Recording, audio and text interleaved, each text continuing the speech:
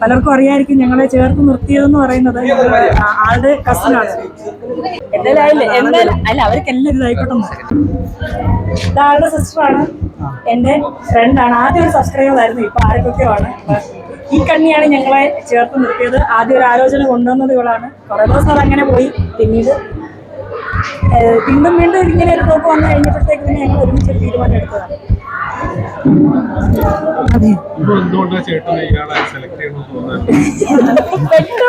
സത്യസന്ധമായി പറയണോ അത് ചേച്ചിയായിട്ടുള്ള അടുത്തിളകിയപ്പം ഇവന് വെച്ചൊരു പാർട്ട്ണറാണെന്ന് തോന്നി.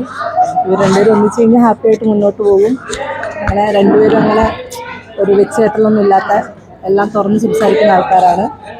അപ്പോൾ അതുകൊണ്ട് ഞങ്ങൾ ആലോചന വെച്ചു, വീട്ടുകാർ സമ്മതിച്ചു, അവർക്ക് സന്തോഷമായിട്ട് ഇപ്പോൾ കല്യാണം നടന്നു. ഇനിയൊക്കെ ഇവരുടെ സ്വഭാവം പോലെ ഇരിക്കും.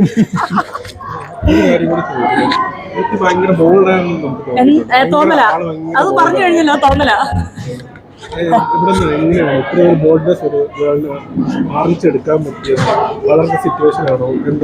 ജീവിതം അതിപ്പോ ചോദിച്ചാ ചേട്ടാ വിശക്കുമ്പോ ഭക്ഷണം കഴിക്കത്തില്ലേ, അതുപോലെ അങ്ങ് പറ്റിയതാ. അത്രേ ഉള്ളൂ. സാഹചര്യം ഒന്നും അങ്ങനെ അങ്ങ് ആയിപ്പോയി.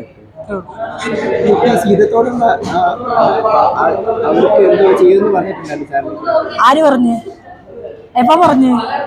ചാനല് കണ്ടില്ലല്ലേ, കേട്ടതേ ഉള്ളൂ. അതിന്റെ സാരമില്ല, കാണുമ്പോൾ മനസ്സിലാക്കിക്കോളൂ.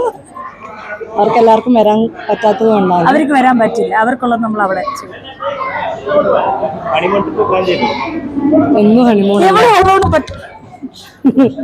ഹണിമൂൺ ട്രിപ്പ് കോഴി ഫാമിലോട്ട് സീതത്തോട് ഇവരുടെ ജീവിതത്തിലേക്ക് പോകട്ടെ, നിങ്ങളെ കണ്ടതുമായി പോകട്ടെ. അതെ, അപ്പൊ ശരി. അത് കഴിച്ച് ഭക്ഷണമൊക്കെ കഴിച്ച് എല്ലാവരും ഞങ്ങളുടെ ചാനൽ മാത്രം സബ്സ്ക്രൈബ് ചെയ്യുക.